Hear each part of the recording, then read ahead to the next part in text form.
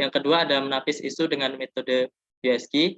Yang ketiga, analisis dengan fishbone diagram, menemukan sebab akibat ada isu korupsi yang kami angkat. Selanjutnya ada rekomendasi alternatif penyelesaian isu. Yang selanjutnya ada penutup, yaitu berupa rangkuman atau resume. Selanjutnya, isu scan akan dijelaskan oleh Syarif Hidayatullah.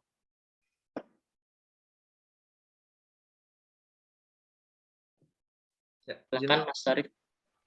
Izin Pak, melanjutkan pemaparan dari Ilham Pak. Jadi pada analisis isu kelompok kami ini, kami mengangkat 3 topik Pak yang menjadi permasalahan saat ini. Yang pertama yaitu korupsi, yang mana pada informasi yang diberikan BPS, Badan Pusat Statistik, mencatat bahwa indeks perilaku anti korupsi di Indonesia sebesar 3,88 pada tahun 2021. Dan pemberantasan kejahatan korupsi bisa dilakukan dengan kebijakan hukum pidana, yaitu dengan kebijakan penal maupun non-penal. Kebijakan penal yaitu kebijakan dengan memberdayakan sistem peradilan pidana, dan kebijakan non-penal yaitu pencegahan hukum sebelum terjadinya tindak pidana dengan menangani atau menghapuskan faktor-faktor kondusif yang menyebabkan terjadinya suatu tindak pidana. Kasus korupsi pada saat pandemi di Indonesia mengakibatkan turunnya tingkat kepercayaan masyarakat terhadap pemerintah seperti korupsi dana bansos COVID-19 yang terjadi di awal tahun 2021 ini. Lalu yang kedua, COVID-19. Bahwa berdasarkan data Badan Nasional BNPB, jumlah pasien COVID terinfeksi pada tahun 2020 pada tanggal 22 Juli 2021 mencapai 3,08 juta orang. Lalu pemerintah menerapkan kebijakan pembatasan sosial berskala besar PSBB yang berimplikasi terhadap pembatasan aktivitas masyarakat, termasuk aktivitas ekonomi, pendidikan, dan sosial. Lalu isu terakhir yang akan kami angkat yaitu cybercrime. Kejahatan komputer atau cybercrime adalah upaya memasuki atau menggunakan fasilitas komputer atau jaringan komputer tanpa izin, dan dengan melawan hukum atau tanpa menyebabkan perubahan atau kerusakan pada fasilitas komputer yang dimasuki. Informasi dari DPR RI mencatat bahwa ada 3.500 laporan kejahatan cyber hingga bulan Maret 2021 yang didominasi oleh konten SARA, dan ada 1.048 laporan kasus hoax atas konten yang menimbulkan rasa kebencian SARA. Lalu 649 diantaranya terkait penipuan online.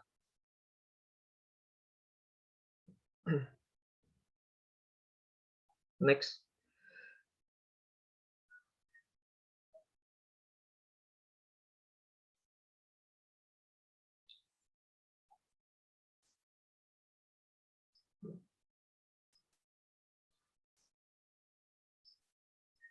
Nah, berikut grafik, ada 2 grafik. Yang pertama menunjukkan tren kasus COVID di Indonesia, yang mana terjadi lonjakan drastis di bulan Juli 2021.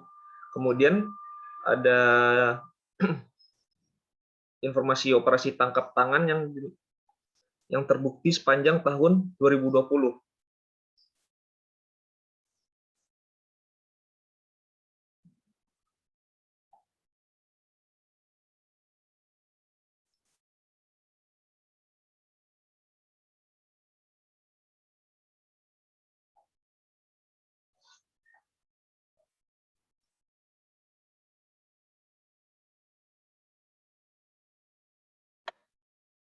Selanjutnya mungkin akan dijelaskan oleh Mas Randi Said.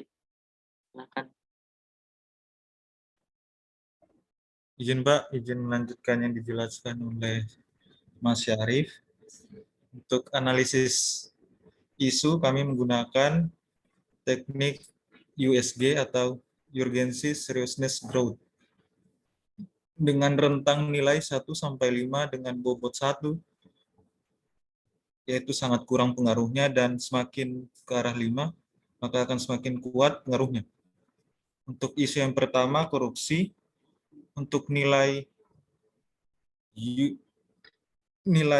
urgensinya kami yang beri nilai 5, sedangkan seriousness nilai 5, dan growth-nya bernilai 4 dengan jumlah 14. Untuk isu COVID-19 atau COVID-19, urgensinya kami bernilai 3. Untuk seriousness kami beri nilai 5 dan growth bernilai 5 dengan total 13. Dan cybercrime U-nya bernilai 5, S-nya bernilai 5 dan G-nya bernilai 5 dengan total 15. Untuk skala prioritas kami tetapkan korupsi di prioritas pertama dan COVID di prioritas kedua dan cybercrime di prioritas ketiga. Maka diputuskan bahwa isu tentang korupsi menjadi prioritas utama. Untuk analisis fishbone akan dijelaskan oleh Ibu Adinda. Siap, izin Pak, izin melanjutkan pembahasan mengenai fishbone diagram korupsi di Indonesia. Faktor utama yang mengakibatkan maraknya kasus korupsi di Indonesia saya bagi menjadi 4 bagian, yaitu faktor manusia, lingkungan, aturan, serta metode yang digunakan. Dari manusia sendiri terdapat sikap tamak, yaitu merasa belum puas terhadap apa yang dimilikinya. Selanjutnya, biasanya pelaku yang melakukan tindak pidana korupsi memiliki sifat kurang akhlak ataupun moral dan tidak berintegritas. Dia tidak bisa memegang teguh atas janji dan sumpah jabatan yang telah dilaksanakannya. Selanjutnya, dari segi peraturan, kurangnya penegakan hukum untuk kasus korupsi di Indonesia. Seperti yang kita tahu bahwa kasus tindak pidana korupsi telah diatur dalam undang-undang maupun peraturan pemerintah yang menjabarkan tentang sanksi terhadap tindak pidana korupsi. Sedangkan untuk penegakan hukumnya sendiri belum sesuai dengan apa yang telah diatur. Selanjutnya, penyelesaian kasus tidak sesuai dengan pelanggaran. Hal ini banyak terjadi seperti yang kita lihat kasus saat ini. Selanjutnya, banyak aturan yang melemahkan penanganan kasus. Banyak celah aturan yang disahkan untuk melemahkan penanganan kasus. Selanjutnya, dari segi lingkungan, korupsi dianggap sangat lumrah, yaitu dengan menerima gratifikasi, jual beli jabatan, dan lain-lain. Selanjutnya, pengawasan di lingkungan yang sangat kurang. Hal ini mengakibatkan banyak pelaku yang merasa aman dan tidak merasa bersalah ketika melaksanakan tindak pidana tersebut. Terakhir, dari segi metode, yaitu banyak cara atau perbuatan yang mengarah ke tindak pidana korupsi. Dan yang terakhir, adanya pergeseran metode korupsi dari yang sebelumnya secara vulgar, yaitu pencucian uang, suap, dan lain-lain. Sedangkan makin ke sini arahnya dengan menggunakan kebijakan yang sah untuk melegalkan kasus korupsi tersebut. Hal ini mengakibatkan kasus korupsi di Indonesia semakin marak.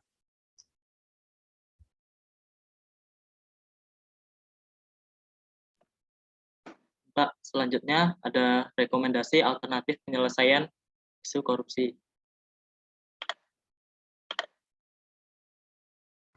Waktu tinggal 1 menit ya. Pak. Dari analisis fishbone diagram tadi, kami menangkap ada penyebab permasalahannya, yaitu dari segi pengawasan dan regulasi yang mengatur tentang aturan isu korupsi, pelayanan masyarakat atau aparat dan pejabat. Nah, itu alternatif penyelesaian yang pertama, yaitu memberdayakan fungsi kontrol dan pengawasan serta memperluas kapasitas serta akses masyarakat untuk terlibat aktif dalam pengawasan pelayanan publik. Tahapannya yaitu memperkuat kelembagaan untuk mekanisme kontrol resmi para pegawai dan pejabat. Yang kedua adalah kebebasan pers dan transparansi pemerintah dan birokrasi.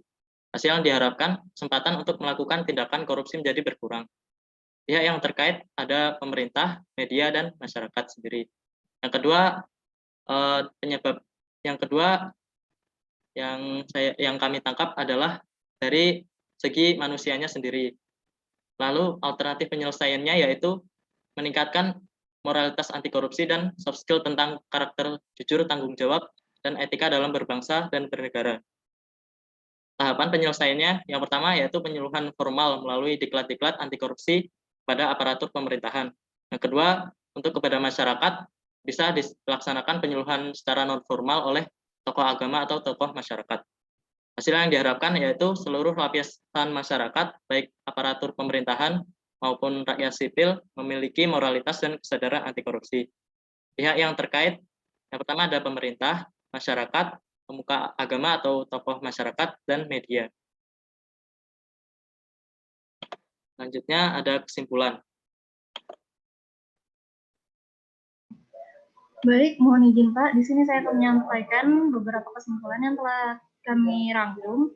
Yang pertama, sebagai aparatur sipil negara, tanggap akan isu kontemporer yang terjadi di Indonesia adalah sebuah keharusan dan berupaya untuk menemukan alternatif pemecahan dengan menggunakan teknik analisa yang ada yang telah dijelaskan oleh teman-teman saya tadi. Kemudian, yang kedua, berdasarkan teknik analisa yang dilakukan, terdapat beberapa alternatif penyelesaian seperti memberdayakan fungsi kontrol, pengawasan, serta melibatkan masyarakat dalam pengawasan pelayanan publik dengan memerlukan partisipasi dari berbagai pihak terkait, seperti pemerintah, masyarakat, media, dan lain-lain, sehingga tercapai hasil yang diharapkan. Terima kasih.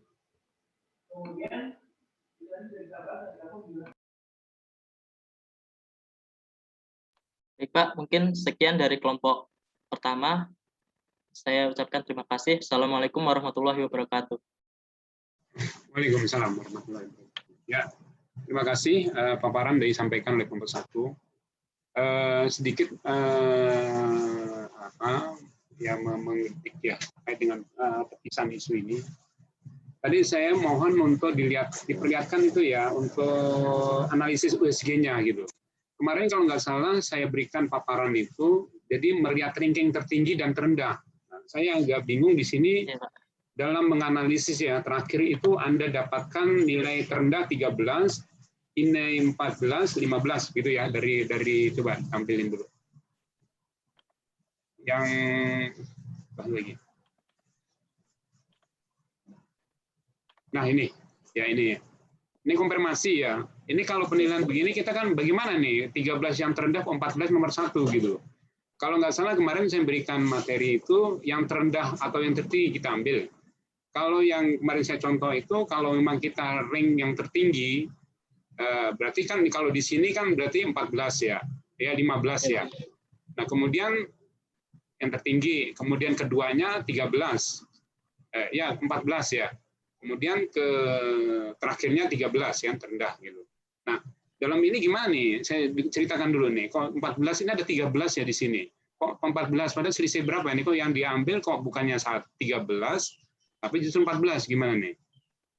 Pak, dari PPT ini mungkin yang membuat itu salah tulis Pak, dari PDF kemarin itu yang dikumpulkan itu sudah sesuai Pak, yang korupsi yang ya tolong oke. Ya berarti ini salah tulis ya. Iya Pak. Nah tolong diperbaiki lagi karena itu nanti diperbaiki lagi ya. Karena ini ya nanti jangan sampai kita dipermalukan sama lembaga riset negara. Kok ini kok bagaimana analisinya gitu ya. Jadi nanti kalau memang ini jadi kesalahan dari penulisan, untuk segera diperbaiki nanti dikirim ke ke sistem itu ya nanti ya. Kalau enggak nanti ke saya nanti ya. Diperbaiki. Oke, berarti ya kalau ini saya tadi bagus yang diambil dari kelompok ini menganalisis tentang adanya kasus korupsi, COVID, kemudian cybercrime ya. Cuma diambil kesimpulan diatasi terkait dengan korupsi ya. Ya itulah salah satu yang jadi mungkin terjadinya ada di Indonesia seperti itu, korupsi itu nggak akan hilang, pasti jalan terus ya. Bagaimana untuk melihat? Jadi Anda bisa melihat keadaannya itu. Ya. Baik, waktunya tadi lebih ya, ini 12 tadi waktunya nih. Berarti ini nggak ada bertanya ya, kita karena waktu, jadi kita langsung aja ke kelompok. Terima kasih dulu, kasih plus dulu untuk kelompok 1 atas paparannya ya. Ya, makasih. Oke, kita lanjut ke kelompok 2 yang dari materi 1. Untuk itu kami persilakan.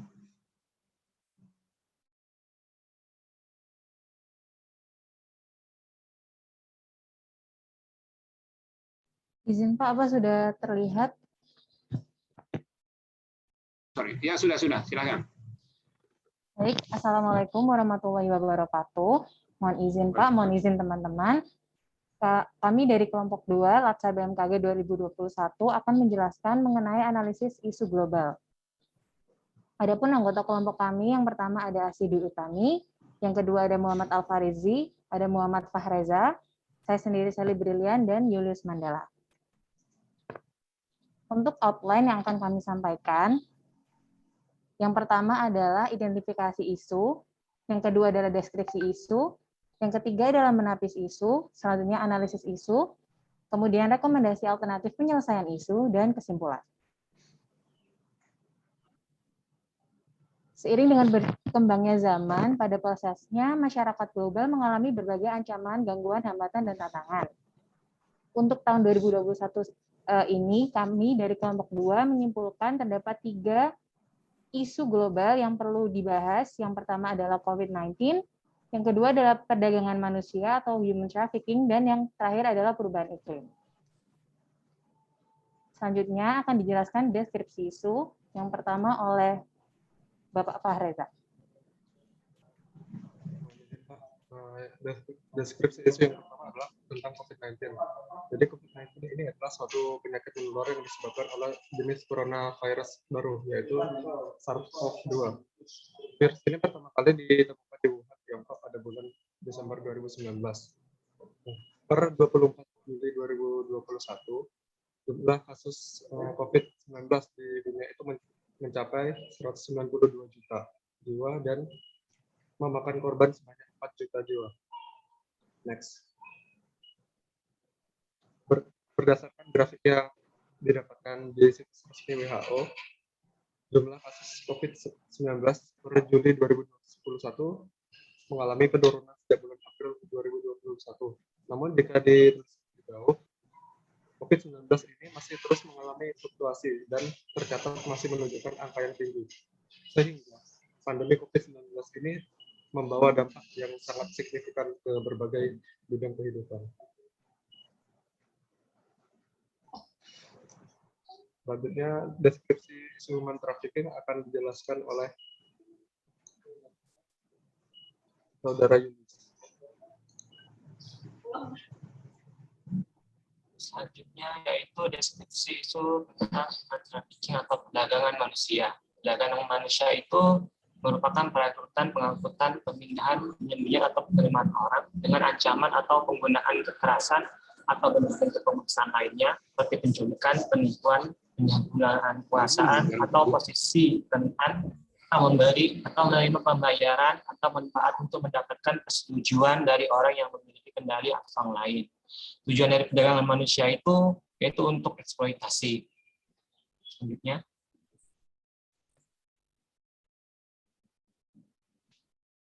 Menurut Counter Trafficking Data Collaborative, pada tahun 2018 itu sekitar 50.000 korban perdagangan manusia terdeteksi dan dilaporkan oleh 158 negara. Nah, kejahatan perdagangan manusia ini bersifat kompleks dan dinamis yang terjadi dalam berbagai konteks dan sulit untuk dideteksi. Oleh karena itu, salah satu tantangan terbesar perdagangan manusia itu adalah kurangnya data berkualitas tinggi yang dapat diandalkan yang terkait dengan skala perdagangan manusia dan profil korban, yang berdampak bagi korban itu sendiri baik fisik maupun psikis.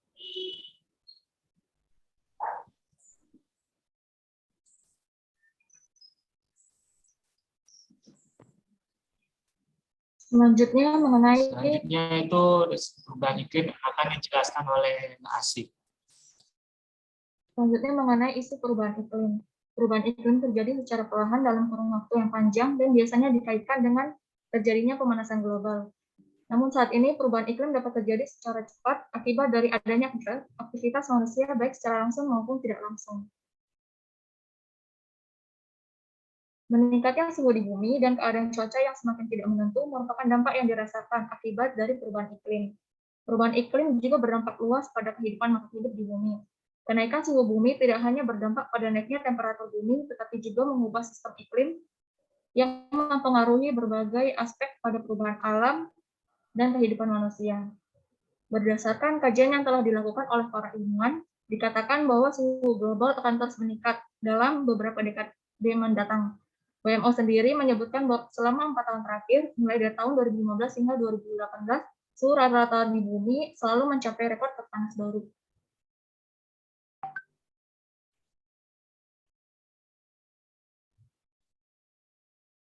Baik, selanjutnya adalah menapis isu.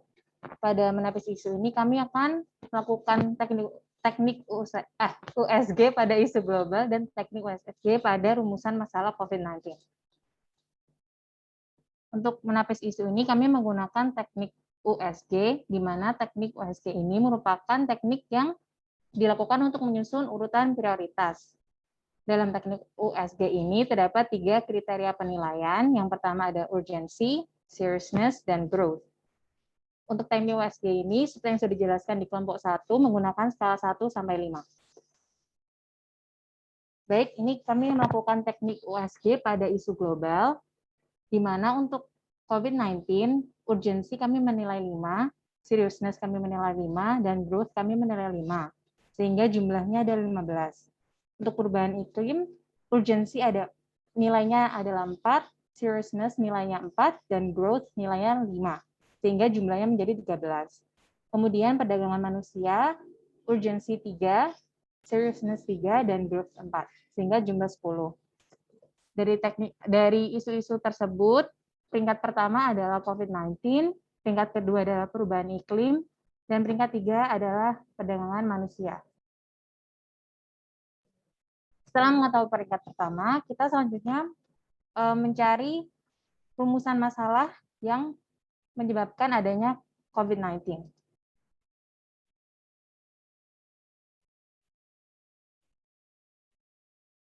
Baik, di sini kami memilih.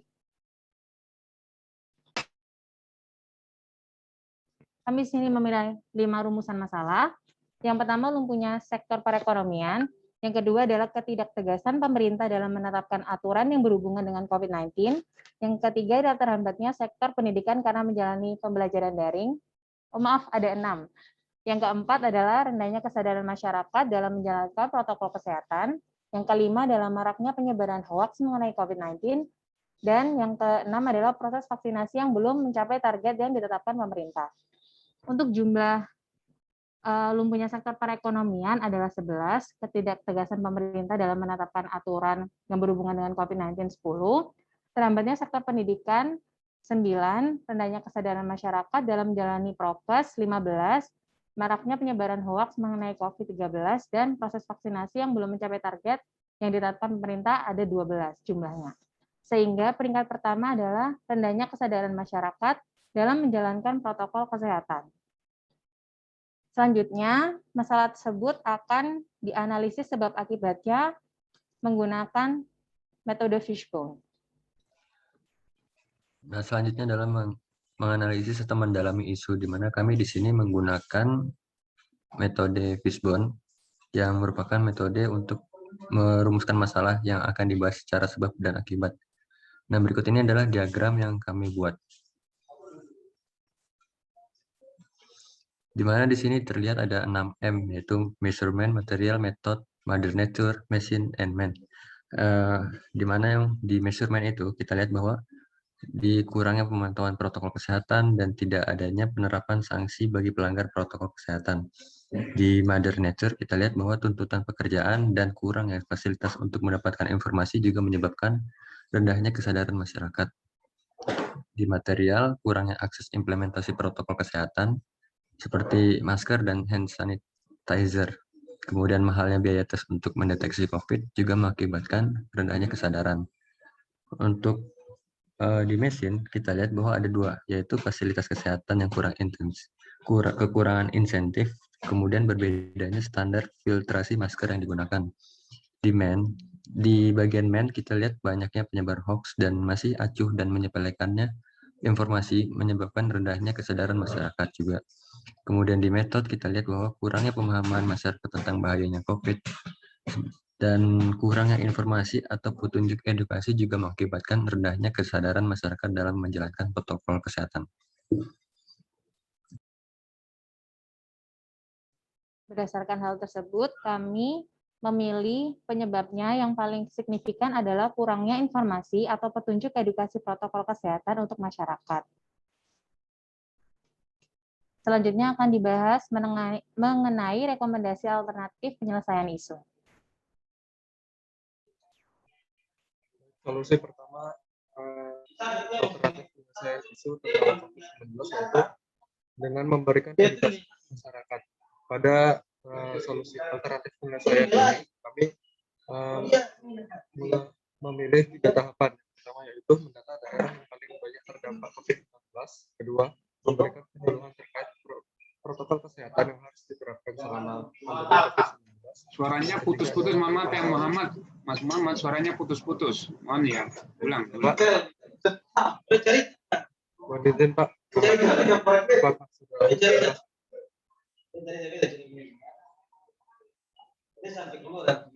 Mohon izin, Pak.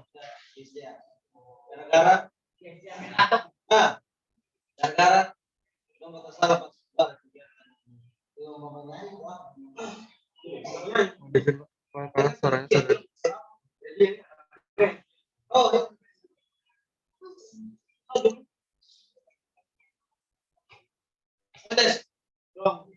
Izin masih putus-putus ya.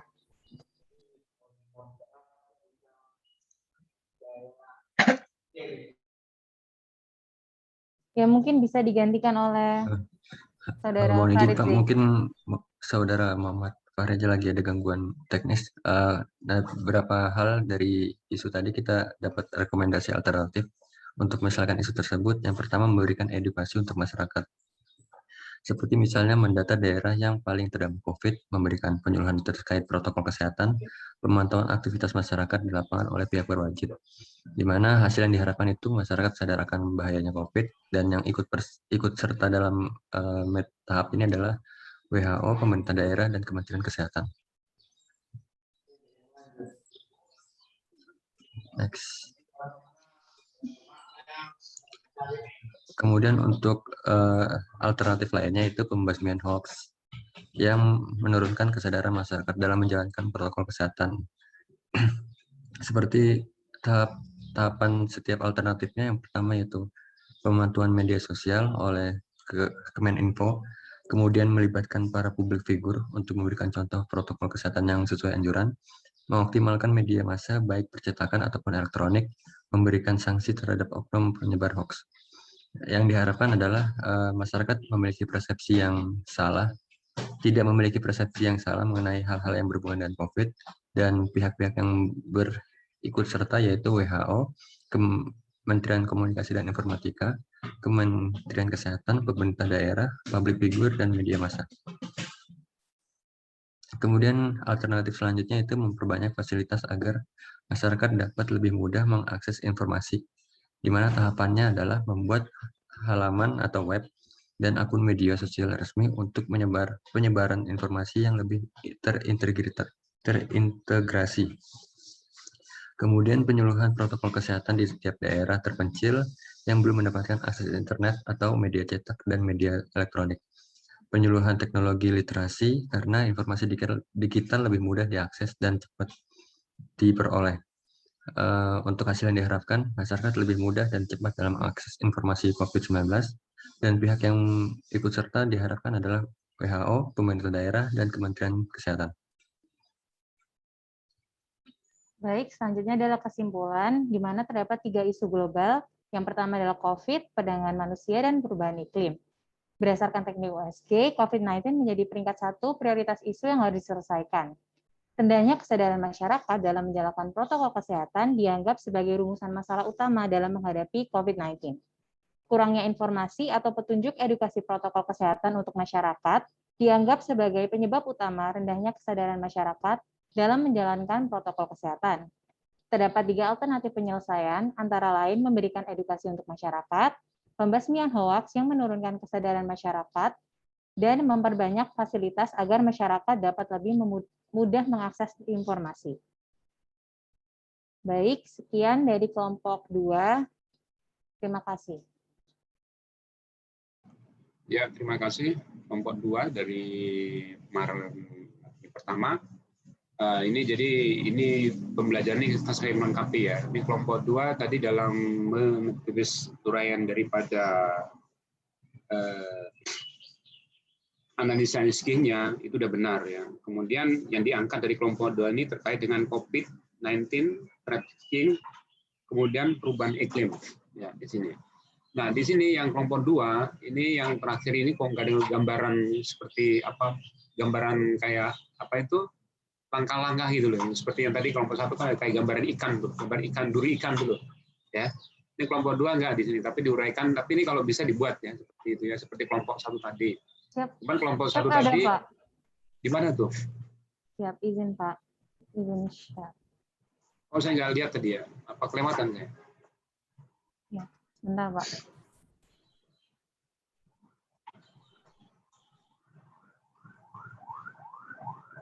Oh Izin, iya. Pak. Yang ini Bu. Maaf. Itu tuh ya, banyak lagi. Izin Oh ini. ini kelewatan tadi ya? Dibacakan tadi ya? Siap dibacakan Pak tadi. Oh iya ya, oke. Berarti ini ya ini cukup apa ya seperti ini gambarannya gitu. Jadi nanti kelompok 1 tadi untuk melengkapi ke kelompok 2, kelompok 2 juga melengkapi kelompok 1. Kelompok 1 tadi terkait dengan data ya. Data itu harus valid ya. Itu kalau umpamanya kau dapat dari mana sumbernya, kemudian tanggal berapa terjadi, tahun berapa terjadi, kalau perlu jamnya itu. Nah, kalau umpamanya tadi memberi gambarannya, tadi kan ada yang terkait dengan korupsi, dengan ada sebagian diuraikan, ada yang tidak ya. Nah, pun kelompok 2 saya mengharapkan nanti seperti palet apa data-data yang didapat itu sumbernya dari mana, terus apa kejadiannya kapan, ya kan? Terus terupgrade itu harus diuraikan itu. Karena apa? Itu merupakan apa kepastian. Jadi kita kalau baca begitu kalau nggak punya apa informasi yang dari di mana didapat, kita sebagai pembaca nanti agak bingung tuh. Ini kan dari apa dia ngarang sendiri atau bagaimana gitu kan. Jadi itu untuk kelengkapan daripada penulisan-penulisan yang dilakukan ya. Ini selalu kita sumbernya dari mana, kejadiannya kapan, tervalidasi itu kapan gitu ya. Itu harus terurai di situ. Baik, dari kelompok 1 dan 2 ini intinya kalian saling melengkapi. Ya, jadi intinya ada yang kurang, kemudian ada yang lebih, nah itu adalah saling melengkapi ya. Jadi saya mengharapkan nanti karena nanti ini juga akan banyak penulisan-penulisan yang Anda lakukan nanti ke depannya nih ya. Saya kira mungkin kita beri cukup ya, kita beri hapus dulu. Oh ya, tadi mohon maaf. Tadi yang diangkat tadi kelompok ini tentang COVID ya. COVID-19 ya. Siapa? COVID-19, trafficking itu perdagangan manusia, terus perubahan iklim. Ya nggak masalah, memang tugasnya kita kan minta keadaan daripada apa di yang saat ini berkembang di dalam Republik itu seperti apa. Ya, Anda melihatnya kelompok 2 ini kacamata yang ditajamkan adalah tentang COVID. Nggak apa-apa, memang lagi masalah ini COVID sampai sekarang masih belum tahu penyelesaiannya ya. Baik, kita beri aplaus dulu untuk kelompok 2 yang telah memberikan paparannya. Berarti kita sekarang lanjut ke apa? Materi berikutnya lagi ya, terkait dengan tugas kelompok lagi nih, yang hari ketiga, video interview Wasbang dan Bela Negara. Nah, di sini kami minta mungkin Muhammad Ali Ihsan Rosid dari kelompok 1 untuk memberikan paparannya. Kami persilakan.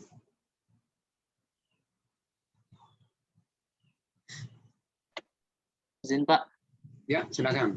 Mungkin di share videonya aja gitu ya Pak. Boleh. Kan itu ya, hasilnya nanti, berupa video. Ya, Anda ceritakan, harusnya di PowerPoint cerita yang penting-penting itu aja sebenarnya kan gitu kan. Ya kan? Nanti saya lihat videonya kan benar nggak gitu kan begitu kan? Ya. Betul kan? Harusnya di ya ceritakan aja lah, kalau kamu nggak ini ceritakan aja, saya biar nanti saya lihat videonya kayak apa gitu.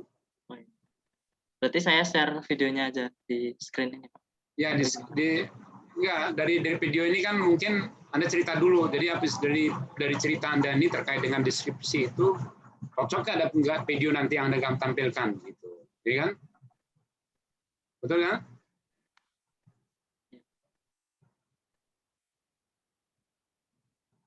Nanti kalau kita nyetel video tuh nanti durasinya waktunya lama nggak itu? 10 menit, Pak. 10 menit waktunya habis kita. Ya kan? Ya sekarang ceritakan aja lah dari kelompok ini ceritakan aja dulu. Nanti saya lihat videonya. Tapi harus jujur loh, jangan nanti saya lihat hasilnya kok begini disampaikan, itu berbeda kan. Jadi apa yang Anda buat ya kan integritas katanya nih kan. Apa yang dibuat harus sesuai dengan apa yang dilakukan. Ayo, silakan. Cerita aja.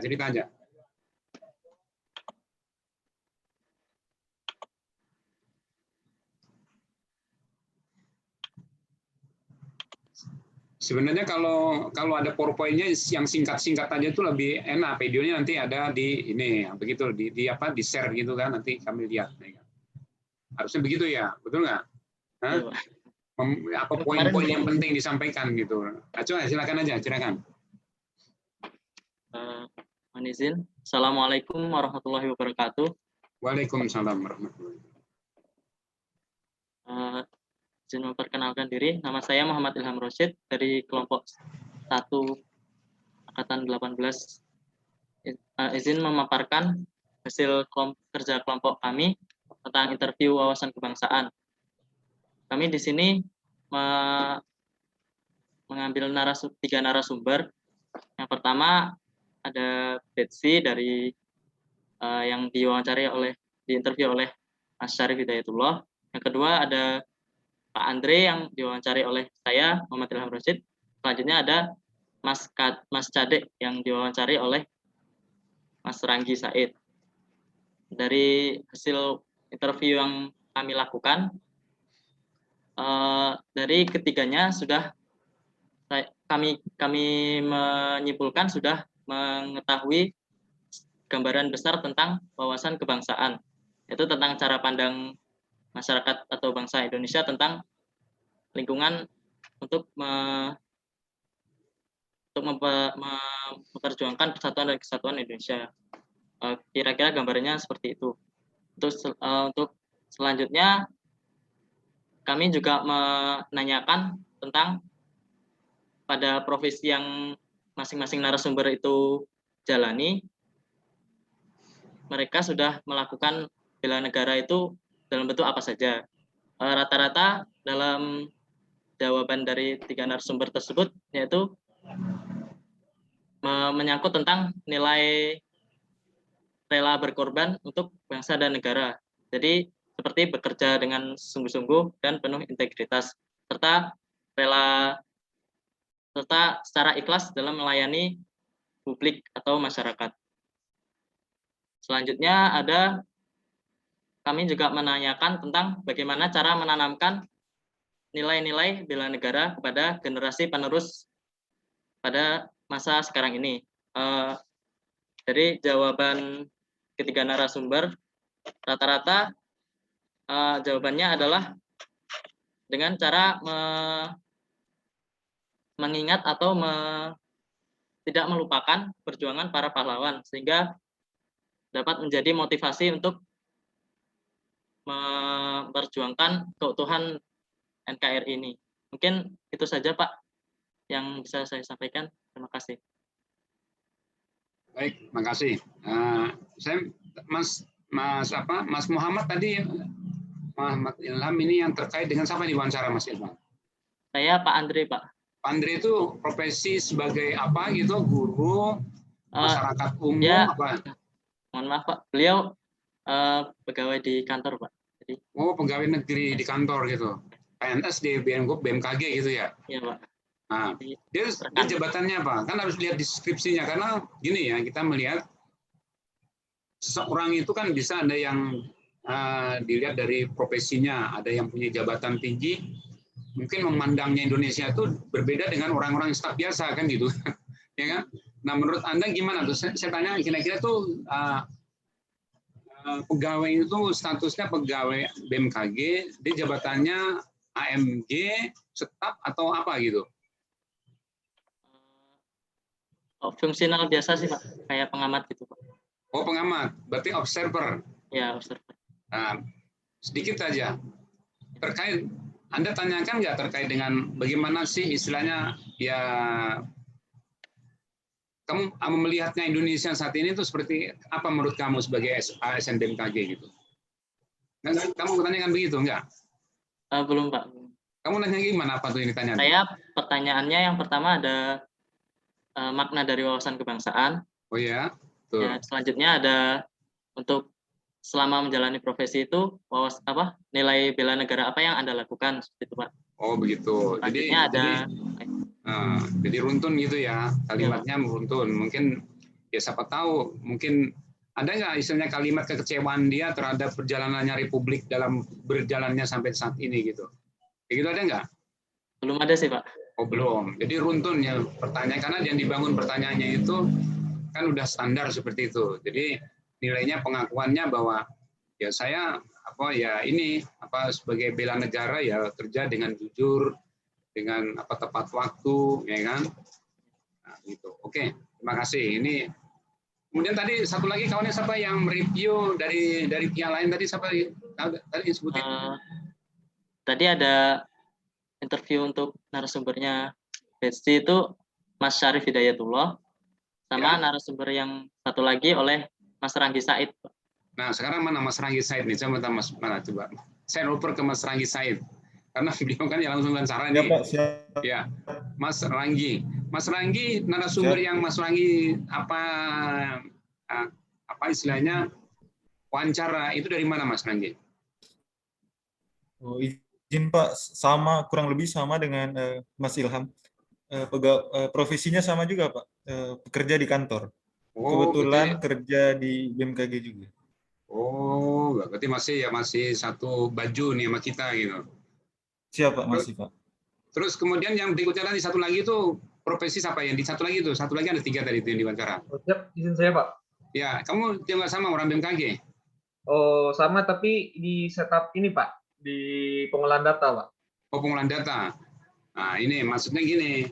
Kemarin tuh saya minta mungkin kau wawancara ke orang liar yang punya tuh mungkin sebagai profesi lah. Ya kan, bisa dia perawat, bisa dia dokter, kan gitu kan? Betul nggak?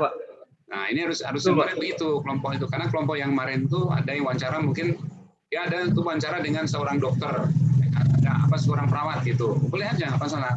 Tapi dia sebagai PSN, SN. Kemudian ada lagi mungkin diwawancara itu sebagai seorang yang mempunyai pekerjaan sebagai swasta gitu, orang swasta kerja di CP atau PT apa nggak tahu lah, ya kan? Nah, atau mungkin Anda kan di situ kalau yang di Bandara Udara kan ada Angkasa Pura tuh, ya kan? Angkasa Pura, pasti Anda kenal kan itu kan pegawai yang di situ kan? Bagaimana melihat Indonesia ini yang kalau Anda tanya terkait dengan tadi itu wawasan kebangsaan, kemudian ya seperti runtun pertanyaan itu. Bagaimana? Itu harusnya kemarin tuh harus ditanya begitu supaya kan kita melihat hasil dari review beberapa pertanyaan yang kita berikan kepada pihak-pihak yang lain selain kita itu sama nggak gitu cara pandangnya gitu loh, betul kan? Ya kan? Kalau ke BMKG mungkin kita akan bersama gitu fokusnya, tapi kalau di tempat lain kan pasti sama tadi kan berbeda juga itu kan. Ini sebenarnya yang kita inginkan kemarin tuh dari pihak-pihak yang mungkin bukan oke lah di BMKG juga boleh, tetap kita, cuman jangan semuanya, ini kan kayaknya semuanya ini diambil. Iya, ya ini ya udah ini sebagai review kita karena dalam memahami wawasan kebangsaan dan bela negara ini pasti masing individu itu pasti berbeda-beda, tapi tujuannya pasti sama kan, ya kan? Bahwa kita ini sebagai ASN yang punya tugas, ya kan pasti gitu kan? Pelayan publik, kebijakan publik, perekat negara kesatuan. Nah, dalam mengimplementasikan dari nilai tadi itu sebagai tugas itu pasti berbeda-beda, ya kan? Karena satu tugasnya dia juga berbeda-beda kan, ya kan? Pelayanan dia juga berbeda-beda kan, ya kan? Kalau kita kan, ya maksudnya berbeda tempat ininya, tapi tujuannya kita juga sama kan untuk BMKG kan gitu. Nah, ini ya ini sudah dari tiga pertanyaan yang disampaikan itu pada dasarnya pasti pertanyaannya kan sama itu. Ada nggak dari mungkin tiga pewawancara tadi itu yang agak aneh jawabannya dari peserta itu, dari narasumber itu, terhadap mau melihat apa tentang perjalanan bangsa ini. Ada nggak pertanyaannya yang mungkin agak gelitik aneh gitu? Oh, izin Pak. Oh, mungkin yang pertanyaan agak aneh itu dari narasumber Mbak Betsy Putri, Mbak. Oh, Pak. Jadi dari Mbaknya itu kemarin menyarankan untuk penanaman nilai wawasan kebangsaan itu dicoba kita tuh mencoba menggunakan media sosial untuk menanamkan nilai wawasan kebangsaan itu untuk beradaptasi sama generasi yang sekarang, Pak. Oh, jadi dia itu sifatnya menyarankannya. Ya, menyarankan dengan media sosial gitu kan. Ada lagi nggak gitu? Oh, sejauh ini menurut saya masih normal-normal aja, Pak. Normal. Nah ini, makanya kalau kita kaji secara dalam, tanpa dari, maka saya katakan ya kan, dalam nilai dasar dari nilai bela negara ya, salah satu produk mencintai barang kita. Ya itu kan, ya enggak? Itu adalah salah satu bela negara itu. Kan saya bilang kan, kita tuh lebih senang dengan produk-produk kita aja, barang kita yang di dalam negeri ini kita gunakanlah untuk apa? Kecintaan kita kepada kelangsungan hidup kita ini. Kan kenyataannya kan muda-mudi sekarang kan jarang ya kan. Coba Mas Sarip. Mas Sarip kenal nggak namanya sepatu itu? Sepatu yang merek Adidas itu. Tahu, Pak. Tahu kan? Itu dari mana itu? Dari Swedia atau dari mana itu? Lupa, Pak. Nah itu. Tapi banyak kan tuh kalau lagi biasanya di bangsa kita nih, kalau barang-barang yang lagi ngetren itu senang nggak di Uber kayak gitu tuh? Ya kan? Ada, Pak. Punya, Pak. Nah, ini adalah satu bentuk pembelajaran. Ya, ini adalah kan melemahkan itu sebenarnya kayak begitu. Nah, kita nggak seperti itu inginnya ya. Sebagai ASN kita lebih cinta nih kepada produk dalam negeri kita, kan gitu kan? Lebih cinta kepada hasil dari karya bangsa kita sendiri kita gunakan. Mutunya juga baik kok, ya kan? Hasilnya juga kita gunakan juga. Itu benar tadi produk. Kemudian lagi belum.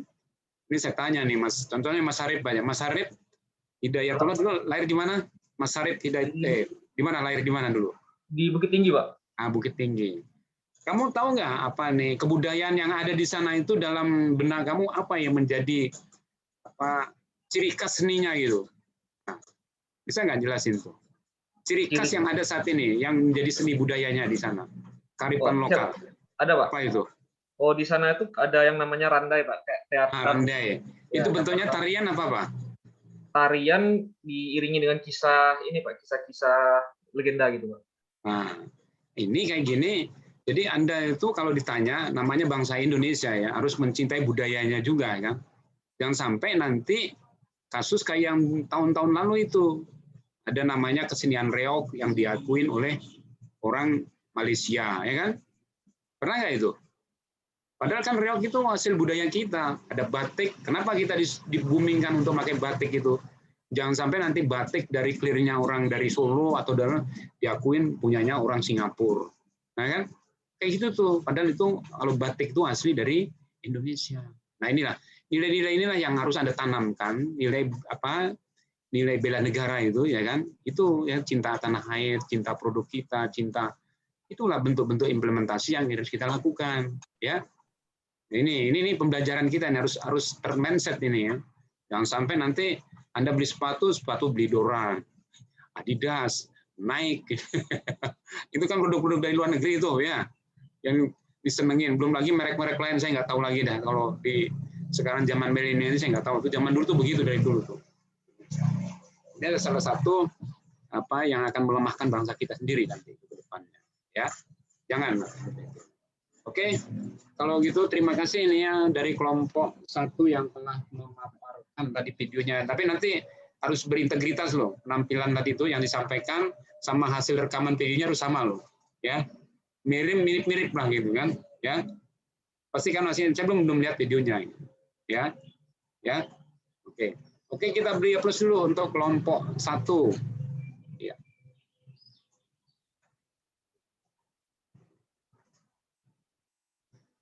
Kemudian kita lanjut ke kelompok 2 ya, terkait dengan itu, dengan tugas itu.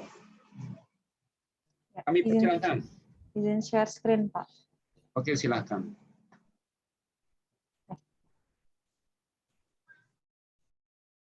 Izin Pak, kami dari kelompok 2 akan memaparkan tentang hasil interview bela negara dan wawasan kebangsaan.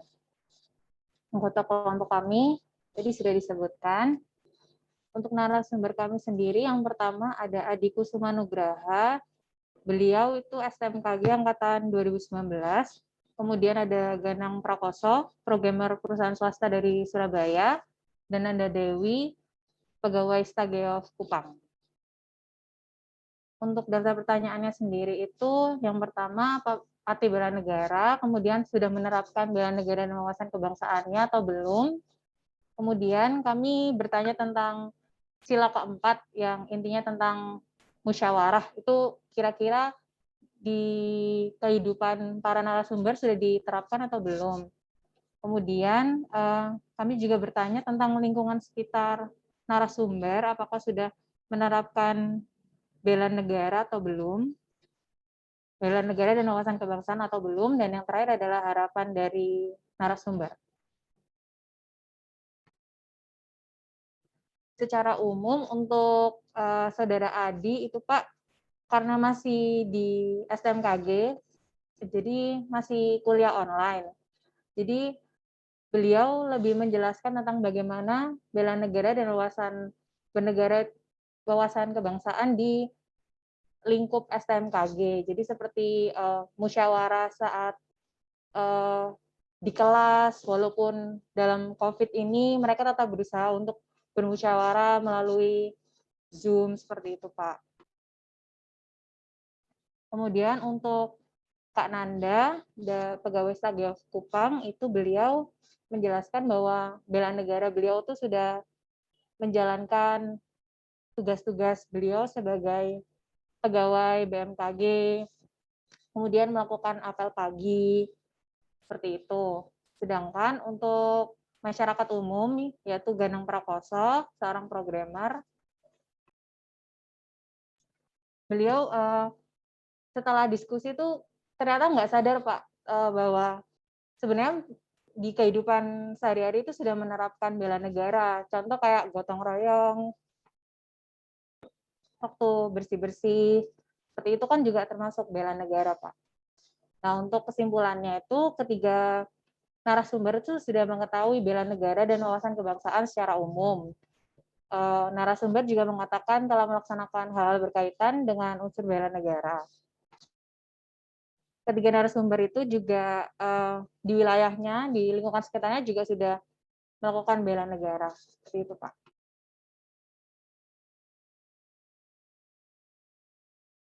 Udah cukup itu? Ya, terima kasih. Oke. Nah, saya menarik tadi nih. Tadi ada narasumbernya tadi dari mana tadi itu? Ada dari luar satu, dari STMKG, dari swasta ya. Satu. Iya Pak, programmer. Programmer. Satu lagi sama dari itu? Dari pegawai Stageov Kupang Pak. Oh, pegawai Stageov Kupang. Nah, ini kan dari yang dari swasta tadi. Yang dari swasta tadi itu coba sedikit mungkin Anda nggak dari pertanyaan yang disampaikan yang kira-kira dengan keadaan memandang wawasan kebangsaan dan bela negara ini sebagai bentuk yang jawabannya mungkin agak berbeda gitu. Ada nggak kira-kira? Izin menjawab Pak, untuk yang masyarakat umum itu tadi, sebenarnya untuk jawabannya itu tidak ada yang nyeleneh Pak, tapi lebih ke tidak sadar bahwa sebenarnya sudah menerapkan bela negara loh, walaupun kayak kecil-kecil seperti gotong royong waktu bersih-bersih RT, seperti itu Pak. Itu kan salah satu bentuk bela negara. Tapi setelah diskusi, akhirnya jadi tahu itu salah satu bentuk bela negara. Seperti itu Pak. Itulah salah satu mungkin itu kan swasta ya. Swasta dalam mengimplementasikan dari wawasan kebangsaan dan bela negara ini itu kan menurut keyakinan dia ya seperti ini. Tapi kalau kita sebagai ASN, kan kita ini ASN nih, pasti akan lebih daripada dari pihak swasta tadi gitu loh. Ya, penanaman kita itu dalam tentang menjudgment pada orang itu harus lebih kuat kita gitu ya terhadap keberlangsungan berbangsa dan bernegara ini. Karena kewajiban kita nih sebagai ASN, satu, ASN itu sebagai perekat, betul nggak? Ya, perekat Negara Kesatuan Republik Indonesia. Nah, inilah kita nih perekatnya nih lah. Nah, dalam hal terkait dengan itu yang berjalan dalam perjalanan kehidupan berbangsa dan bernegara, kalau umpamanya ada orang yang ingin tanya terkait dengan nilai-nilai bernegara itu kayak apa sih Pak? Nah, Anda wajib untuk memberikan suatu pengertian, ya. Mungkin secara umum dalam masyarakat itu kan masih kan saya katakan beda profesi, beda ragam itunya pasti dia memandangnya ya berbeda-beda gitu kan. Tapi kalau kita kepakeman kita itu ya sesuai dengan aturan itu ya kan yang kita tetapkan ya. Kan ada itu Pancasila itu konsensusnya ya, konsensus dari berbangsa dan bernegara itu ada Pancasila sebagai dasar negara, undang-undang dasar bentuk hukum yang memang harus patuhin ya kan. Bhinneka Tunggal Ika itu keragaman dari hidup kita ya kan. NKRI itu adalah tempat kita berkarya atau mengabdi atau berkehidupan ini gitu kan dalam menjalankan roda kehidupan ini ya. Nah, kemarin kan saya katakan tuh dari agenda istilahnya pembelajaran kemarin kan ya kan, kenapa Anda itu harus memahami tentang sejarah ya kan. Nah, karena ini perjuangan kita ini dalam melaksanakan suatu kehidupan berbangsa dan bernegara menuju masyarakat adil dan makmur itu masih berjalan terus ya kan ya. Nah, itu tuh apa, demi tercapainya cita-cita dari para pejuang dulu itu ya kan. Enggak, zaman dulu kan saya katakan, zaman dulu pejuang itu waduh itu bunuh-bunuhan itu ya kan, perang melalui penjajah, betul nggak, melawan penjajah, banyak yang korban, banyak yang mati saudara kita. Kenapa? Demi mempertahankan untuk merdeka itu, untuk bebas dari segala belenggu penjajah. Makanya konsep ASN yang harus Anda pahami sekarang termindset dalam hati sanubari kalian itu adalah merupakan estafet dari dititipkan nih bangsa negara ini kepada kalian semua nih, muda-muda ini, untuk melanjutkan perjuangan dari keinginan merdeka kita untuk bebas dari segala bentuk penjajah, ya kan? Nah, kita ini sebagai ASN tadi melakukan tanggung jawab melaksanakan pelayanan publik ya kan, apa yang diminta masyarakat kita berikan, apa yang menjadi domain kebutuhan masyarakat kita berikan, karena kewajiban kita ya. Nah, di sini jadi udah mulai ngeh ya dengan materi agenda 1 ya. Ya. Jadi itu konsepnya ya, udah tahu ya. Ini mohon untuk sebagai, kan saya bilang ya kan, kalau Anda ini sebagai ASN ini adalah merupakan suatu bangunan yang akan dibangun, bangunannya kokoh kuat menjadi tempat kita berteduh. Nah, ini sebagai fondasinya nih, ya kan? Supaya Anda nanti dalam perjuangan pengabdian kepada bangsa negara ini, Anda tuh mempunyai rasa hati tanggung jawab gitu loh. Betul tidak? Jadi bukan hanya ini tugasnya, bukan, karena kita masih ada punya tanggung jawab nih yang dititipkan oleh para pejuang-pejuang kita untuk melanjutkan dari roda roda berjalannya pemerintahan ya. Saya katakan kemarin juga konsepnya kita adalah aparatur sipil negara ya kan. Makanya di sini Anda lebih dikuatkan lagi gitu. Nah, nanti kalau umpamanya dalam perjalanan di ASN Anda sebagai pelayan publik ada yang terkait dengan bertanya masyarakat terkait ini, jelaskan ya kan. Tuh di modul 1, modul 2, modul 3 pasti akan lengkap itu, ya kan. Nah, ini diharapkan menjadi modal utama nanti keberlanjutan dari tugas-tugas Anda sebagai pelayan publik, perekat negara kesatuan dan kebijakan publik. Ya kan? Berarti nggak salah kan? Ya kan? Oke lah, kemarin sebelum membaca dari modul ini mungkin Anda masih ambigo ya. Sekarang makin jelas kan? Ya kan? Makin jelas kan ke depannya kan? Nah, nanti agenda kedua, agenda ketiga, keempat kan ada nanti itu. Nanti keduanya itu penanaman nilai-nilai dasar ASN, ya kan? Kemudian besok ketiganya itu namanya apa istilahnya? WOG kalau nggak salah itu, habituasi. Dan nanti keempat aktualisasi, ada aktualisasi, ya kan? Jadi WOG itu good government, bagaimana pemerintahan yang baik, bagaimana nanti belajar itu terkait dengan itu. Jadi lengkaplah kesempurnaan dari Anda dari PNS menjadi PNS, mempunyai pemahaman dari agenda 1, 2, 3, 4 selesai, dan itu bisa Anda dasari menjadi kekuatan dalam penulisan dan pemahaman dalam hati sanubari Anda. Nah, kan Anda dikatakan menjadi PNS, bukan CPNS lagi, kan gitu ya. Nah inilah, mari. Jadi kita sedikit mereview masalah pembelajaran kita di agenda 1, karena ini adalah sangat fundamental. Kalau menurut saya sangat penting, karena ini menukil itu Anda saya kasih roh kekuatan untuk greget, ya kan saya bilang tuh kemarin greget, ya kan. Jadi kamu ini harus galak gitu loh. Galak tuh gimana? Ya tadi itu kita kan contoh yang kita ingin ada kebersamaan di kalian itu seperti tadi kan pagi tadi kita tuh langsung siapa yang jadi ini langsung tunjuk aja itu, langsung bergerak ini itu. Jadi kelihatan nanti agresifnya Anda dalam belajar ini ketahuan tuh, ya kan?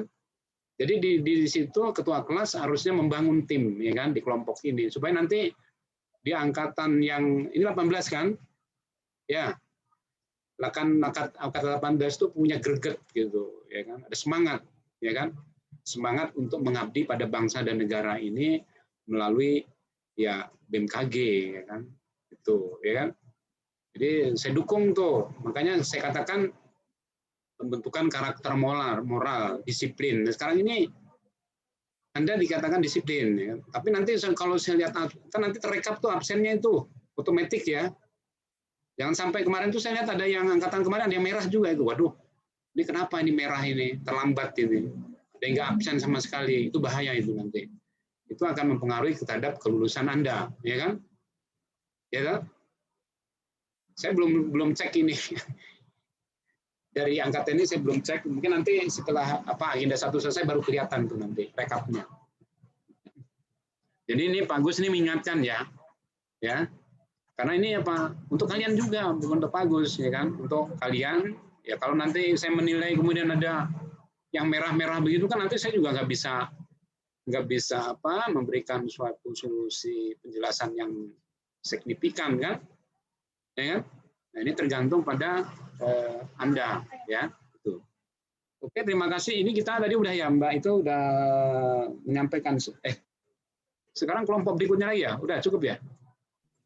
Sudah, Pak. Masih satu lagi ya? Sudah, Pak. 2 kelompok. Bagaimana? Sudah semua, Pak. Sudah semua ya? Oke dah, ya saya lupa Mbak ini.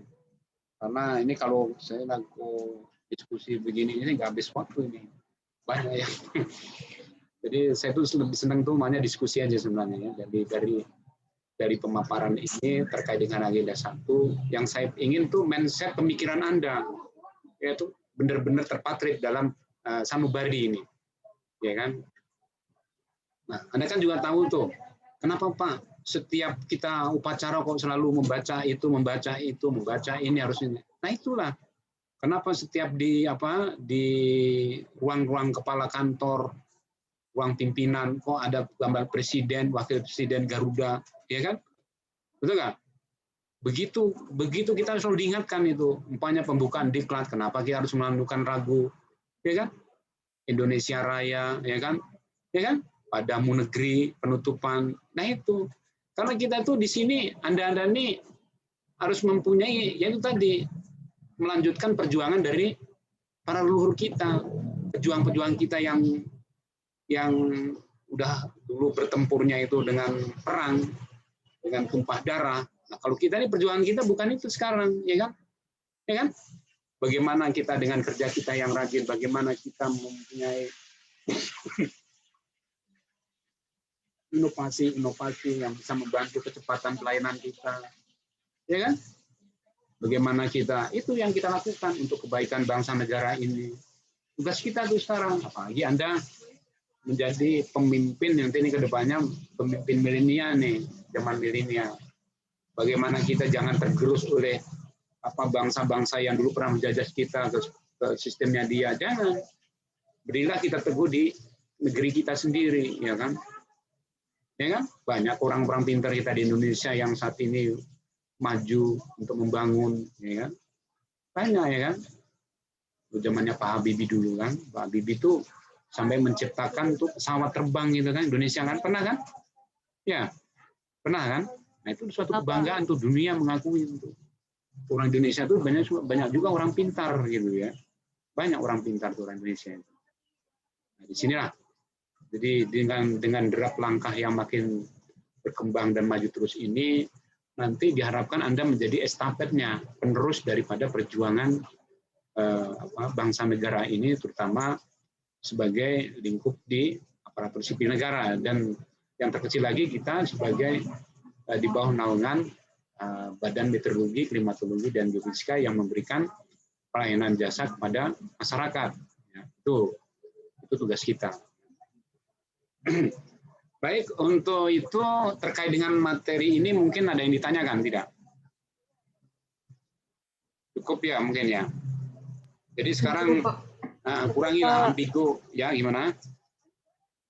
Cukup, Pak. Cukup ya.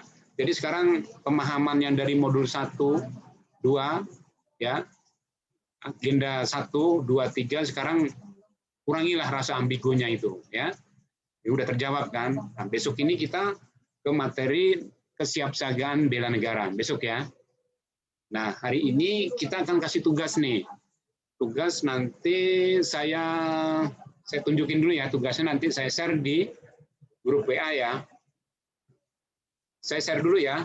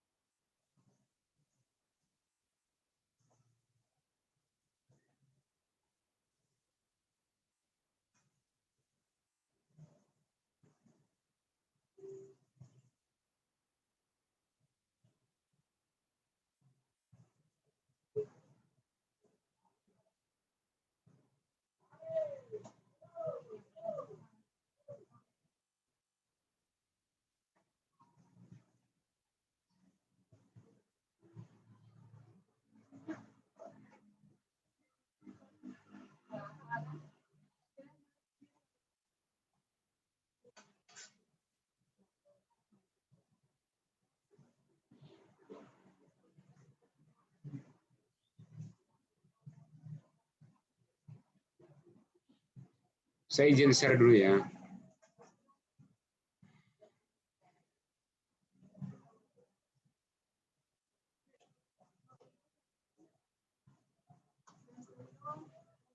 Oke, ini tugas hari keempat ya. Tugas individu, tugas kelompok. Kita beri ini tugasnya, tugas individu ya. Tugas individu nanti ini ada latihan beberapa tugas. Satu nanti siap jalan di tempat dalam bentuk video ya. Terus hadap kiri, henti ya. Pasti kalian udah bisa nih, saya tahu udah STMKG ini karena dulu kalau nggak salah Mas Muhammad Ilham waktu di STMKG itu di semester pertama nih ya. Sampai semester akhir Pak ada LBP. berarti udah ngelotok ya. Beda kemarin yang waktu kita melatih dari penerimaan S1 itu kan ikut itu agak ini tuh agak ya bisa tapi ya perlu waktu itu. Akhirnya kompak juga. Nah kalau saya yakin di sini Anda pasti juga udah nggak diragukan lagi lah ya kalau terkait dengan baris berbaris ya kan.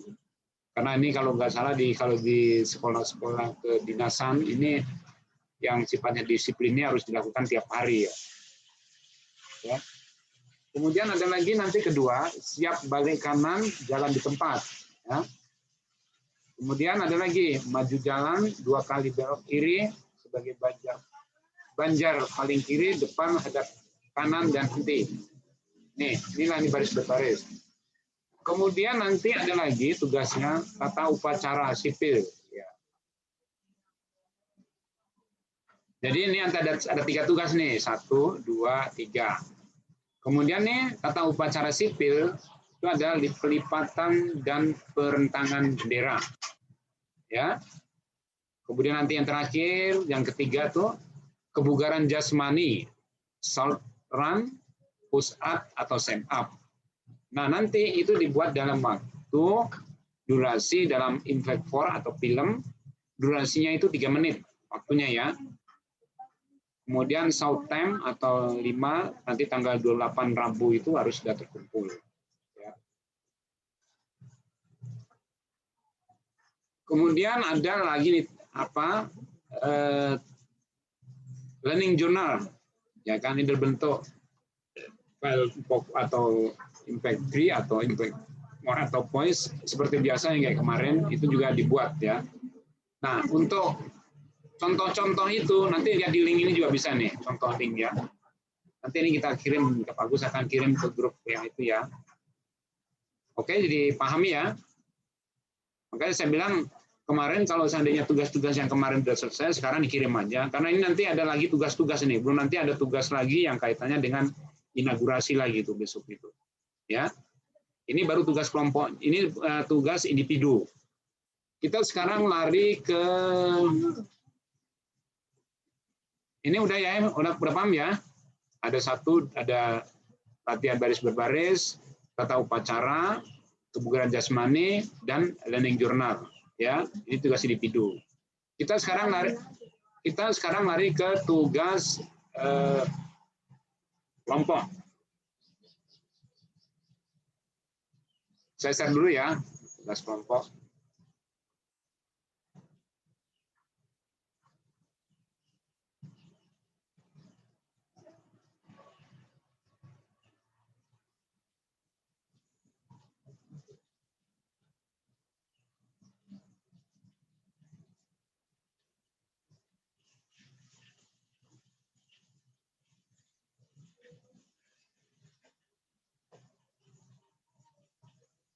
Ini tugas kelompok, ini juga sama hari keempat, waktunya ini asinkronus. Nah ini roadmap memperkuat kesiapsiagaan bela negara PNS. Nah ini nanti ada contohnya di sini ya, contoh linknya ya, nanti dilihat ya. Kemudian kondisi semangat bela negara ASN di UPT instansi Anda. Diserisikan fakta harapan, analisa SWOT, kondisi tersebut, berikan rekomendasi langkah penanggungan dengan roadmap. Kemudian nanti artikel dalam bentuk file PDF, ya kan? Ini waktu pembuatan 1 hari, nanti dikumpul ya. Nah ini tugas kelompoknya nih. Jadi nanti ada dua kelompok ini yang buat ini ya. Ada kelompok 1, kelompok 2, ketuanya juga seperti kemarin sampai. Ya, jadi cukup jelas ya untuk tugas hari ini ya. Cukup ya. Nanti kita share di grup WA-nya nanti ya. Oh ya, perlu saya sampaikan, ternyata kalau saya sesuai dengan jadwal kalau nggak salah itu saya nanti itu menjadi coach-nya Anda semua ini ya, pelatihan coach. Nanti coach kan pembimbing, coaching. Jadi nanti pada saat Anda namanya habituasi, aktualisasi, itu nanti saya sebagai pembimbing. Ini informasi aja ya. Kalau nggak salah sesuai jadwal kapan tuh? Setelah kita proses pembelajaran selesai nanti di agenda 4 ya? Ya, betul Mbak Kurnia. Betul nggak Mbak Kurnia? Siap Pak. Ya, nah di sini saya dari awal saya nyatakan teruslah semangat belajar kalian. Ya, keberhasilan dari kelulusan Anda itu tergantung pada diri Anda. Ya kan? Bagaimana tingkat seberapa jauh keinginan untuk belajar Anda. Nah, Pak Agus nanti sebagai coach juga akan mengarahkan, membimbing, ya kan, sesuai dengan ketentuan yang berlaku. Nah, dalam ini saya mengharapkan nih dari pembimbingan saya nanti ada yang mudah-mudahan sih Insya Allah mendapatkan ranking gitu loh, ya, itu semangatnya saya gitu. Dan Insya Allah kemarin waktu tahun 2000 itu ada tuh yang jadi ranking 1 juga itu. Ya ini tergantung nanti kemauan Anda. Bagaimana untuk dalam proses belajar ini sampai di mana keinginan Anda untuk mengetahui lebih banyak terkait dengan muatan-muatan yang kaitannya dengan sampai tingkat kelulusan itu, ya. Itu banyak tuh materi-materi yang terkait dengan tulisan itu. Mungkin nanti ya sedikit review, mungkin nanti kita ada waktunya ya untuk memberikan paparan itu. Ya itu nanti aja lah. Yang penting ini menginformasikan sebelum pelaksanaan tersebut dari jauh hari. Kan nanti setelah Anda selesai di agenda 1 ini kan masuk ke agenda 2 ya. Betul? Siap, betul Pak. Agenda 2, agenda 3. Nah, baru nanti ke agenda 4. Mungkin kalau nggak salah, mungkin bulan apa ya, itu tanggal ada jadwalnya tahu ya untuk agenda 4 itu. Ada yang punya? Mbak Adinda punya nggak jadwalnya? Siap, ada Pak. Sebentar saya cek. Ya. Agenda 4 dimulai tanggal 18 Agustus, Pak. Nah, jadi tanggal 18 Agustus ya? Iya, Pak. Nah, nanti itu kita ketemu lagi itu di situ ya, di agenda kalau nggak salah tuh seingat saya memang nanti bulan-bulan Agustus itu ya. Jadi nah, kaitannya dengan rencana aksi kemarin yang saya katakan itu, saya juga belum lihat ini hasilnya seperti apa. Nah, itu nanti nilai-nilai daripada bela negara ya. Itu udah ada implementasi yang di bawah kemarin kan uraiannya itu ya, terkait dengan apa yang menjadi kontennya Anda dikerja itu, implementasikan di situ, ya kan? Pastikan ini hasilnya kan berbeda-beda, karena tugas kalian juga di masing-masing tempat ini kan berbeda-beda ya. Ya, Mas Ranggi itu di bagian apa, Mas Ranggi? Di stasiun GPCK Sorong sebagai apa itu? Sebagai staf, Pak. Staf. Staf. Siap. Staf maksudnya staf aja gitu, bukan maksudnya di operasional gitu enggak? Ya, staf operasional, Pak. Iya. Kalau Mas Julius di operasional Pak, di pengamat Pak. Pengamat ya. Tapi mohon maaf sebelumnya, ini kalian kan sudah punya SKP ya? Sudah, Pak. Sudah kan? Karena tolak ukurnya itu SKP, Satuan Kerja, itu harus dilihat dari situ nanti tugas-tugas itu ya. Nah itu nanti tugas itu implementasinya sesuai dengan pelaksanaan yang ada di tempat Anda gitu, ya, di lapangan itu. Nah kita nanti terkait dengan pembangunan dari penulisan dan hasil yang terkait nanti ya larinya ke itu semua, ya kan tanggung jawabnya kita kan gitu kan. Jadi harus punya data dukung. Nah, di situ nanti ada kan kemarin saya kirimkan itu yang rencana aksi bela negara ya, kalau nggak salah itu kan ada itu, ya kan? Nah, itu nanti itu diminta pertanggungjawabannya itu nanti itu pada saat nanti aktualisasi. Nah, di situ mohon maaf, Anda sudah diberikan siapa mentornya sudah? Sudah ya? Sudah belum? Belum, Pak. Belum ya? Belum Pak. Belum. Belum, Pak. Belum ada mentornya siapa gitu. Seperti Mbak Asih juga belum ya? Belum, Pak. Belum. Siapa nanti coach-nya, siapa nanti mentornya, itu nanti itu masih dalam proses. Ya, apa-apa. Ya ini supaya Anda nanti punya gambaran aja gitu ya. Di gambaran nanti ada coach. Nah, di situ kan ada yang rencana aksi kemarin ya, rencana aksi bela negara itu kan ada parap tuh, ya. Di kolomnya itu ada parap kalau nggak salah ya. Ada, Pak. Betul nggak? Ada nggak Mbak Asih?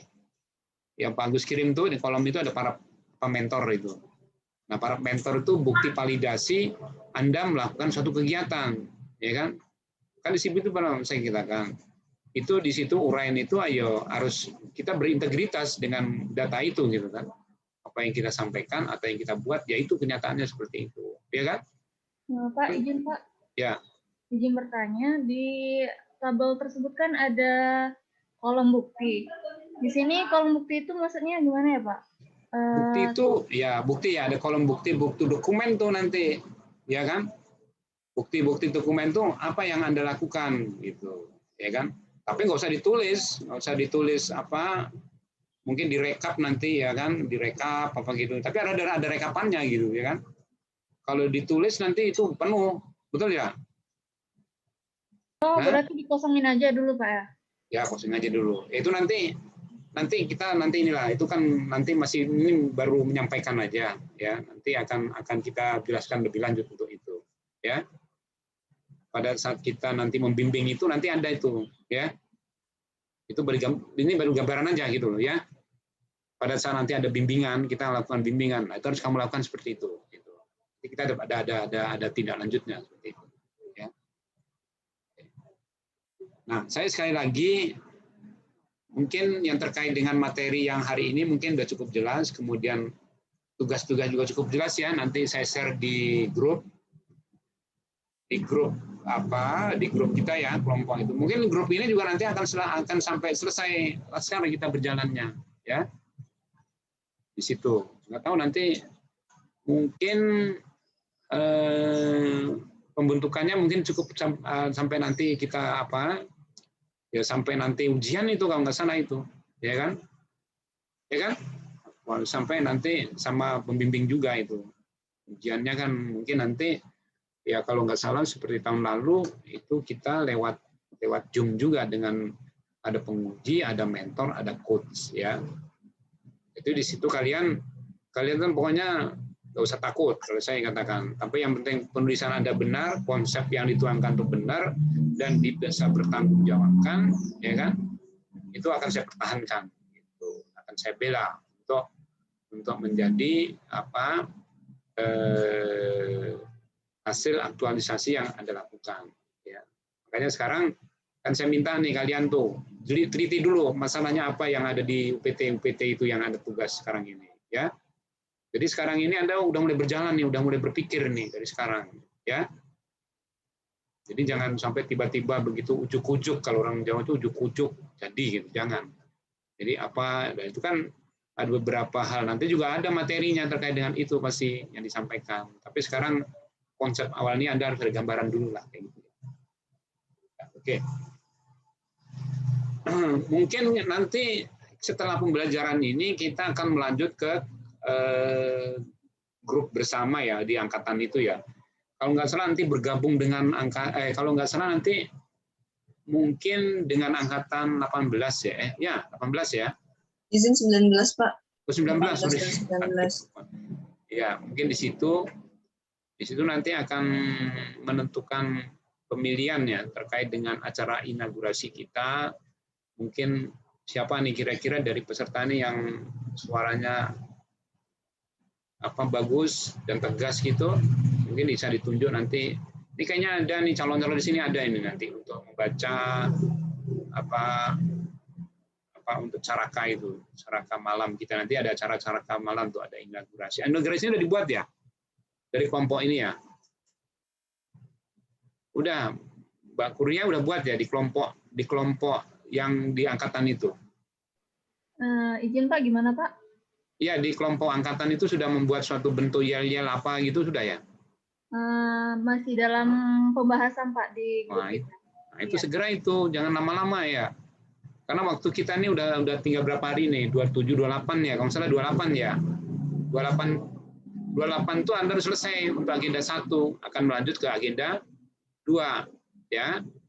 Makanya Pak Gus dari kemarin ingatkan, kalau yang sudah selesai di itu tolong dikirim supaya. Assalamualaikum Pak Agus. Iya, Mbak Sarimang, gimana Mbak Sarimang? Infonya katanya 9.30 bergabung di room utama ya.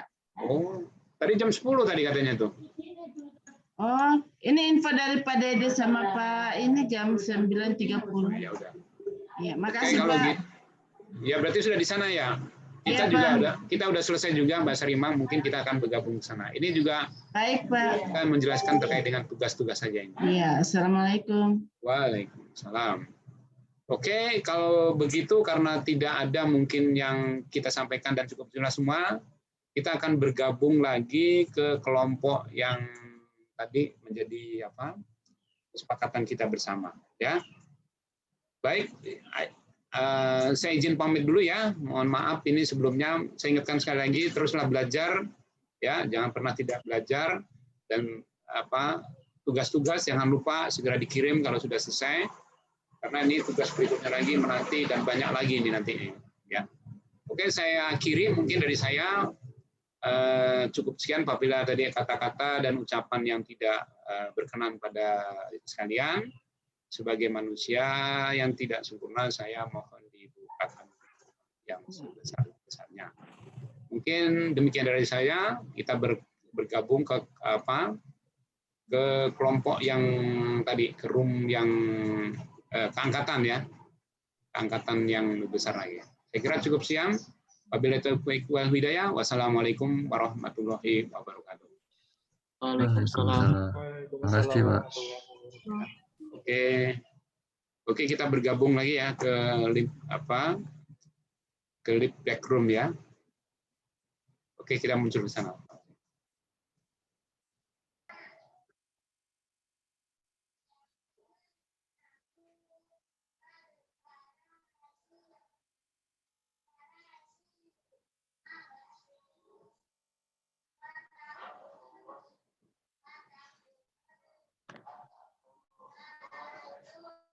Nanti kita tunggu pelaksanaan APLSBN-nya.